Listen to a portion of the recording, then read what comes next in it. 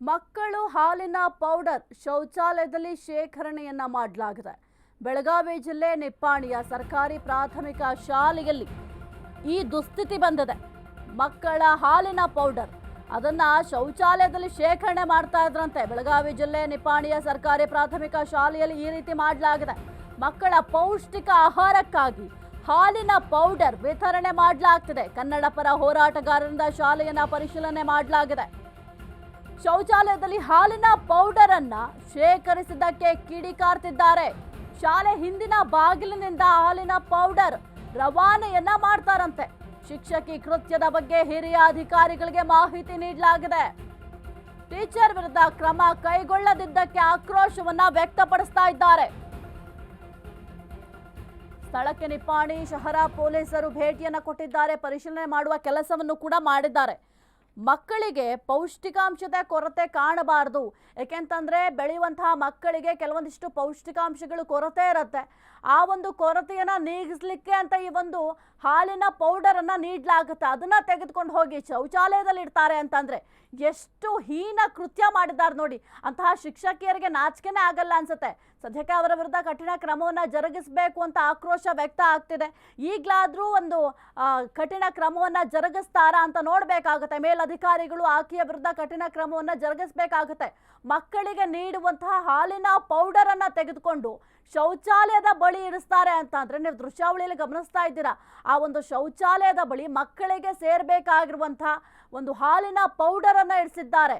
ಮಕ್ಕಳಿಗೆ ಪೌಷ್ಟಿಕಾಂಶತೆಯ ಕೊರತೆ ಆಗತ್ತೆ. ಜೊತೆಗೆ ಮಕ್ಕಳಿಗೆ ಓದಲಿಕ್ಕೆ ಏಕಾಗ್ರತೆ ಬೇಕಾಗತ್ತೆ. ಪೌಷ್ಟಿಕಾಂಶತೆಯ ಕೊರತೆ ಇದ್ರೆ ಅದರಿಂದ ಮಕ್ಕಳಿಗೆ ಓದೋದ್ರ ಮೇಲೂ ಕೂಡ ಎಫೆಕ್ಟ್ ಆಗುತ್ತೆ. ಹಾಗಾಗಿ ಈ ಒಂದು ಹಾಲಿನ ಪೌಡರ್ ಅನ್ನ ವಿತರಣೆ ಮಾಡಲಾಗ್ತದೆ.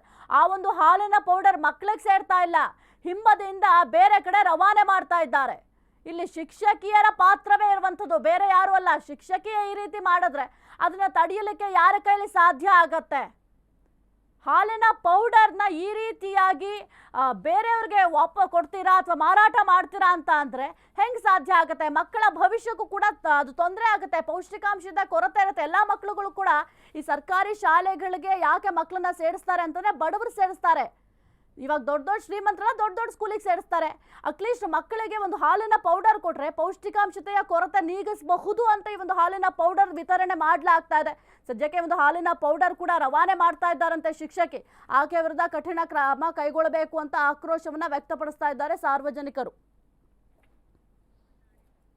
ಅಧ್ಯಕ್ಷರು, ನನಗೆ ಒಂದು ಸುಮಾರು 10-15 ದಿವಸದಿಂದ ಒಂದು ಇಂಟಿಮೇಷನ್ ಇದ್ದು KBS 3 ಸ್ಕೂಲ್ನಲ್ಲೇ ನಿಪ್ಪಾಣಿಯಲ್ಲೇ ಮುನ್ಸಿಪಲ್ ಹೈಸ್ಕೂಲ್ ಹತ್ರ ಇರ್ತಕ್ಕಂಥ KBS ನಂಬರ್ 3 ಏನೋ ಹಾಲಿನ ಪ್ಯಾಕೆಟ್ ಹಾವಳಿಯನ್ನು ನಡೆಸಿದ್ದಾರೆ ಅಂತ ಗೊತ್ತಾಯಿತು.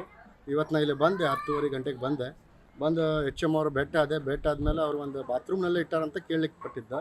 ಅದಕ್ಕೆ ಬಂದು ಹೇಳಿದ್ಮೇಲೆ ಸುಮಾರು 1 ತಾಸು ನಿಂತರೂ ಅವ್ರು ಯಾವುದೇ ಥರ ಸ್ಪಂದನೆ ಮಾಡಿಲ್ಲ, ತೋರಿಸಲಿಲ್ಲ. ಆಮೇಲೆ ನಾನು ಸ್ಕೂಲ್ ಹಿಂದಿನಗಡೆಯಿಂದ ಮಕ್ಕಳ ಕೈಲಿ ಅದನ್ನು ತೊಗೊಂಡೋಗೋ ಪ್ರಯತ್ನವನ್ನು ಮಾಡಿದರು. ಅಂದರೆ ಅದನ್ನು ನಾವು ಹಿಡಿದಿದ್ದೀವಿ, ಅದನ್ನು ಒಬ್ಬರು ಮನೆಯಲ್ಲೇ ಇಟ್ಟಿದ್ವಿ, ಹಿಡ್ಕೊಂಡು ಮನೆಯಲ್ಲಿ ಇಟ್ಟಿದ್ವಿ. ಆಮೇಲೆ ಪೊಲೀಸರು ಬರೋಣ ಅವರ ಒಂದು ಬಾಗಿಲ ತೆಗೆದು ತೋರಿಸಿದ್ರು. ಅಲ್ಲಿ ಸುಮಾರು 30-40 ಪ್ಯಾಕೆಟ್ಗಳು, ಹಾಲಿನ ಪ್ಯಾಕೆಟ್ಗಳು, ಮಕ್ಕಳು ಹಾಕುವಂಥ ಹಾಲಿನ ಪ್ಯಾಕೆಟ್ಗಳು ಅವರ ಬಾತ್ರೂಮ್ನಲ್ಲೇ ಇಟ್ಟಿದ್ದಾರೆ, ಲೇಡೀಸ್ ಬಾತ್ರೂಮಲ್ಲೇ ಇಟ್ಟಿದ್ದಾರೆ. ಅದಕ್ಕೆ ಅದನ್ನು ಪರಿಶೀಲನೆ ಮಾಡಿ ಕೇಳಿದಾಗ ನಮಗೆ ಗೊತ್ತಿಲ್ಲ, ನಾವು ಇಲ್ಲಿ ಏನೋ ಆಗೈತಿ ಅದಕ್ಕೆ ಹೋಗಿ ಇಟ್ಟಿದ್ದೀವಿ, ಜಾಸ್ತಿ ಎಕ್ಸಸ್ದಾಗ ಬಂದೈತಿ ಅಂತ ಕಾರಣಗಳು ಹೇಳ್ತಾ ಇದ್ದಾರೆ. ಬಟ್ ಯಾವುದೇ ಥರ ಉತ್ತರ ಕೊಡ್ತಾ ಇಲ್ಲ. ಉಡಾಪಿ ಉತ್ತರ ಕೊಟ್ಟು ಸುಮಾರು ಜನನ ಕರೆಸುವಂಥ HM ಅವ್ರು ಕೆಲಸ ಮಾಡ್ತಾ ಇದ್ದಾರೆ. ಅದಕ್ಕೆ ಅವ್ರ ಬಗ್ಗೆ ಕ್ರಮ ತಗೋಬೇಕಂತ ನಾವು DDPI ಒತ್ತಾಯ ಮಾಡ್ತೀವಿ.